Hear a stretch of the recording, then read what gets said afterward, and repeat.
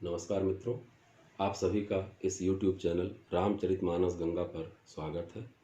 आज हम लोग रामचरितमानस के अरण्य कांड के दोहा नंबर 31 से पर चर्चा करेंगे।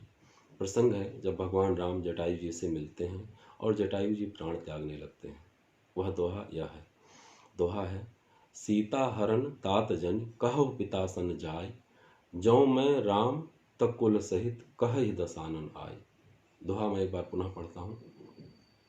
सीता हरण तात जन कहु पिता सन जाय, जौ मैं राम तक कुल सहित कहहि दसानन आय। भगवान राम जटायु जी से कहते हैं, जटायु जी तात पिता का संबोधन उन्हें देते हैं, पिता तुल्य संबोधन देते हैं। तात, आप मृत्यु के बाद जब स्वर्गलोक में जाएंगे तो वहाँ आपकी भेंट हमारे पिताजी से होगी और पिताजी से आप सीता हरण की, उनके पुत्रवधू के हरण की बात नहीं कहिएगा। यदि मैं राम हूँ तो रावण दशानन अपने कुल सहित जाकर बताएगा कि उसने क्या गलती की थी। हम पूरे विश्व में साहित्य उठा करके देख लें, नायक जब सबसे दुखी परिस्थिति में है, विपन्न अवस्था में है, परेशान है, अकेला है और जब उसको शत्रु के बारे में कुछ भी नहीं पता है, सिर्फ उसका नाम पता चला है, तब उसको इतनी बड़ी चुनौती कहीं दी गई है क्या?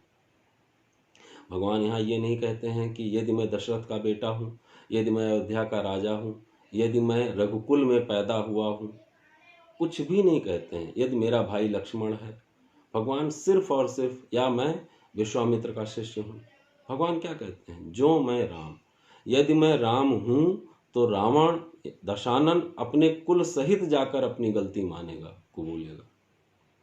ये जो आत्मविश्वास है भगवान राम का, वो आत्मविश्वास इसलिए है क्योंकि भगवान हमेशा सत्य के मार्ग पर चलने वाले हैं।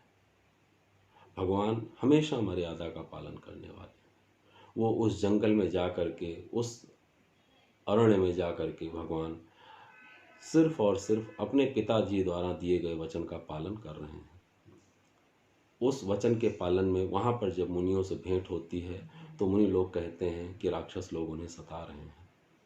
राक्षस लोगों का वध करना ये एक राजा का कर्तव्य है।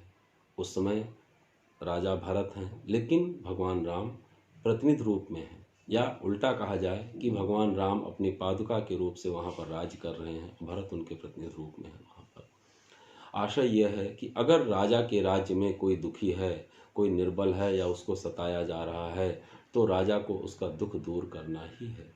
और भगवान राम उसी दुख को दूर करने के लिए, राक्षसों का वध करने के लिए प्रण लेते हैं।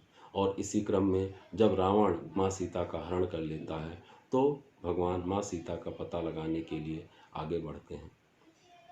भगवान जब पता पाते हैं कि रावण उठा ले गया है, आप सोचिए उस समय कैसी अवस्था है। भगवान पैदल चलने वालों में है, सिर्फ और सिर्फ उनका धनुष बाण उनके साथ है और छोटा भाई लक्ष्मण साथ है। पता नहीं शत्रु कहाँ पर है, कितनी दूर है, उसका राज्य कहाँ पर है, कुछ भी पता नहीं है। लेकिन प्रभु भगवान राम बहुत ही सुंदर, बहुत ही सहज भाव से कहते हैं, जो मैं राम तकुल सहित कहहि दसानन आय। भगवान राम के उसी आत्मविश्वास, उसी सहजता को प्रणाम करते हुए नमस्कार।